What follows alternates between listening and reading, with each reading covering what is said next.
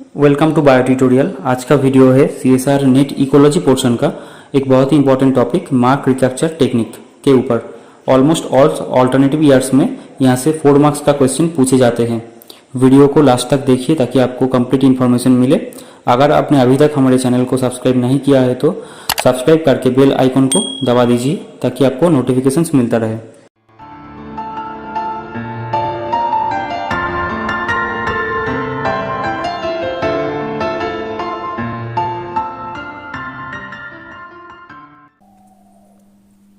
Mark recapture technique use किया जाता है पॉपुलेशन साइज को कैलकुलेट करने के लिए। ये टॉपिक आता है पॉपुलेशन इकोलॉजी का अंदर। तो इस टॉपिक में आगे बढ़ने से पहले 2 चीज़ का जानना ज़रूरी है। पहले तो है population. What is population? Population is group of individual of the same species living together and can reproduce among themselves called population. Population वो चीज़ है, एक ग्रुप ऑफ इंडिविजुअल जो कि सेम स्पीसीज में से बिलोंग करते हैं, एक साथ रहते हैं और आपस में रिप्रोडक्शन कर सकते हैं, तो उसे हम पॉपुलेशन बोलते हैं। पॉपुलेशन डेंसिटी क्या है? The total number of individual present per unit area in a given time called population density. At a given time per unit area पे जितना इंडिविजुअल्स प्रेजेंट होते हैं उसे पॉपुलेशन डेंसिटी बोलते हैं। पॉपुलेशन साइज को डिटरमाइन करने के लिए 2 प्रोसेस है। Number 1 coordinate method, number 2 mark recapture technique. Coordinate method, this method is applicable for non movable organisms like plants, grasses etcetera. Move नहीं कर सकता है उस टाइप का पॉपुलेशन साइज को डिटरमाइन करने के लिए कोऑर्डिनेट मेथड का इस्तेमाल किया जाता है। इस मेथड में टोटल पॉपुलेशन साइज को स्मॉल यूनिट्स में डिवाइड किया जाता है। देख सकते हैं कि ये टोटल पॉपुलेशन है, इस टोटल पॉपुलेशन को छोटा छोटा यूनिट्स में डिवाइड किया गया है और उनमें से 2, 3 या 4 यूनिट्स का टोटल पॉपुलेशन साइज को कैलकुलेट किया जाता है और उसके बाद उसका एवरेज निकाला जाता है और उस एवरेज को टोटल यूनिट एरिया से मल्टीप्लाई किया जाता है। तो ऐसे हम उस एरिया का टोटल पॉपुलेशन साइज कैलकुलेट कर सकते हैं। लेकिन जो ऑर्गेनिज्म एक जगह से दूसरी जगह मूव करते हैं तो उनके लिए ये कोऑर्डिनेट मेथड एप्लीकेबल नहीं होता है, क्योंकि इंडिविजुअल्स का मूव करने की वजह से सैंपलिंग में एरर आ सकता है। जो ऑर्गेनिज्म मूव कर सकता है उस ऑर्गेनिज्म का पॉपुलेशन साइज डिटरमाइन करने के लिए मार्क रिकैप्चर टेक्निक का इस्तेमाल किया जाता है। This process was discovered by Lincoln. Lincoln ने ये प्रोसेस को डिस्कवर किया था, तो इस प्रोसेस को लिंकन इंडेक्स भी कहा जाता है। This process is applicable for moving organisms. This process contains following steps. Step number 1, animals are captured, marked and release. पहले क्या किया जाता है कि कुछ ऑर्गेनिजम्स को कैप्चर किया जाता है, उन्हें मार्क किया जाता है और उन्हें फिर से उस जगह पे रिलीज किया जाता है। After a certain time organisms are recaptured from the same field and mathematically estimate the population size।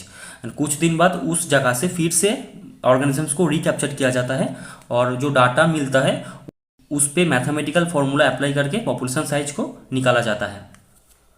मान लीजिए फ्रॉक्स का एक पॉपुलेशन था, उनमें से 10 फ्रॉक्स को कैप्चर किया गया, उन्हें मार्क किया गया और फिर से रिलीज किया गया। तो क्या होगा, वो मार्क्ड फ्रॉक्स अब अनमार्क्ड फ्रॉक्स के साथ मिक्स हो जाएगा। यहाँ पर आप देख सकते हैं कि जो मार्क्ड फ्रॉक्स है वो अनमार्क्ड फ्रॉक्स के साथ मिक्स हो जाता है। अब कुछ दिन बाद उस पॉपुलेशन से फिर से 25 फ्रॉक्स को रिकैप्चर किया जाता है रैंडमली। तो उनमें से 2 फ्रॉक्स पहले से ही मार्क किया हुआ होता है। अब इस टोटल डाटा को हम लिंकन का दिया हुआ मैथमेटिकल फॉर्मूला में पुट करेंगे तो हमें हमारा पॉपुलेशन साइज मिल जाएगा। This is the most important formula of this theory. आपको ये फॉर्मूला याद रखना होगा। Total individual marked in the first sample multiplies size of second sample. हमने पहले कितना इंडिविजुअल को मार्क किया था, वो है 10, तो यहाँ पर हमने 10 बिठा दिया, multiplies the number of second sample, second time हमने कितने फ्रॉग्स को कैप्चर किया था 25, divided by the number of marked individuals recaptured in the second sample, second sample में हमें मार्क्ड फ्रॉग्स कितने मिले, वो है 2।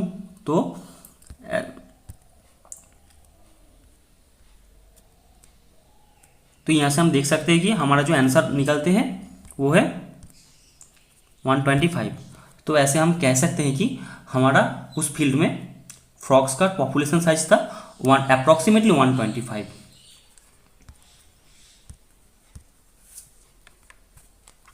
आप देखते हैं प्रीवियस ईयर में पूछा गया कुछ क्वेश्चंस। ये क्वेश्चन आया था CSIR नेट 2017 जून में। In an experiment to determine the number of rats in a field 80 rats were initially captured. Initially कितने फ्रॉग्स को रैट्स को कैप्चर किया गया था 80, मार्क्ड एंड रिलीज। 80 रैट्स को कैप्चर किया गया, उन्हें मार्क्ड किया गया एंड उन्हें फिर से रिलीज किया गया। After 1 month 100 rats were recaptured, 100 frog rats were captured in the same field of which 20 were previously marked one.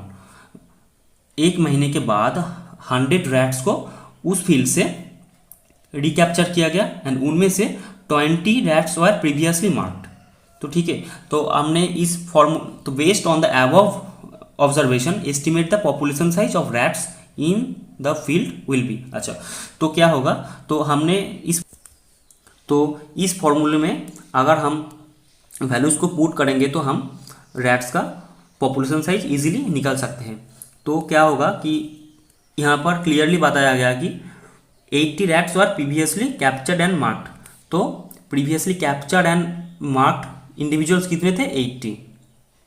यहाँ पर देख सकते हैं 80 का वैल्यू बिठाया गया है, multiplies number of second sample, और आप कह सकते हैं कि size of the second sample. यहाँ पर सेकेंड सैंपल क्या था 100 रैट्स, 100 यहाँ पर आप मल्टीप्लाइज 100 आप बिठा दिया, divided by previously marked recaptured.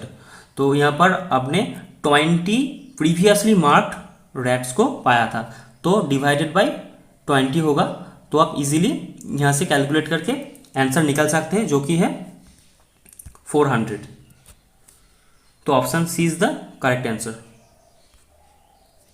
ये क्वेश्चन आया था CSIR नेट दिसंबर 2018 में। In order to estimate the population size of a fish species in a lake, a researcher captured 100 fishes from the lake and marked them with color tags. एक researcher ने क्या किया, एक lake से 100 fish को catch किया, उन्हें mark किया और रिलीज किया। A week later the researcher return to the lake and catches 150 fishes. तो नंबर ऑफ सेकेंड कैप्चर्ड क्या था 150 of the same species and find 25 of them are previously tagged। तो उनमें से 150 में से प्रीवियसली मार्क्ड कितना था 25। तो यहाँ से हम इजीली पॉपुलेशन साइज को निकाल सकते हैं। यहाँ पर होगा तो पहला वैल्यू होगा 100 मल्टीप्लाइज 150 जो कि है जो सेकेंड नंबर ऑफ सेकेंड जो है सेकेंड कैप्चर, उसे हम डिवाइड करेंगे 25 से जो कि है previously tagged fishes.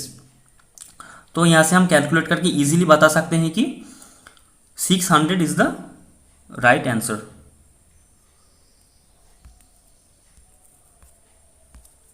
Next question, ये क्वेश्चन आया था CSIR नेट जून 19 में। Given below are the step to assess the population size of grasshoppers in a given area.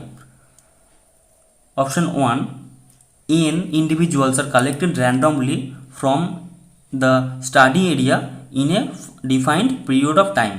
ठीक है, पहले n नंबर ऑफ इंडिविजुअल्स को कलेक्शन किया गया randomly. Option B, the captured individuals are counted.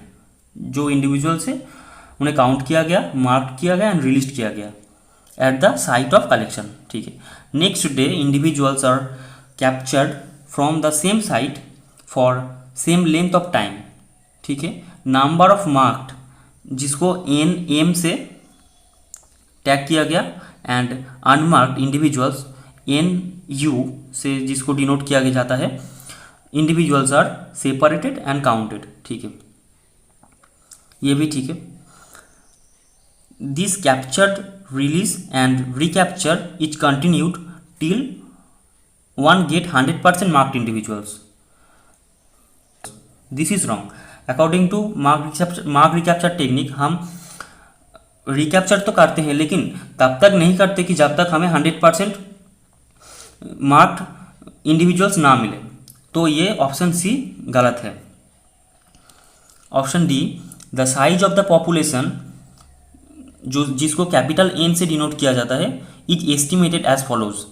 Is the N cap N divide by small N equals to number of marked individuals plus number of unmarked individuals, that is this is denote the total number of second sample, the total number of second sample size divided by number of previously marked individuals.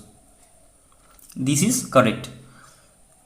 And option D, option E, the size of population n is estimated as follows, caps n divided by small n equals to number of unmarked by number of marked. नहीं, यहाँ पर हम जानते हैं कि जो total second sample है उसे लेते हैं, और यहाँ पर सिर्फ नंबर ऑफ अनमार्क्ड दिया गया है। Unmarked plus marked, this is the total number of second sample, but यहाँ पर सिर्फ नंबर ऑफ अनमार्क्ड जो इंडिविजुअल्स है उसे दिया गया है। तो option E is also wrong. तो option A B and D is the right answer. तो option A is the correct one. Video को लास्ट तक देखने के लिए थैंक यू। अगर वीडियो आपको अच्छा लगे तो लाइक कीजिए, शेयर कीजिए, सब्सक्राइब कीजिए।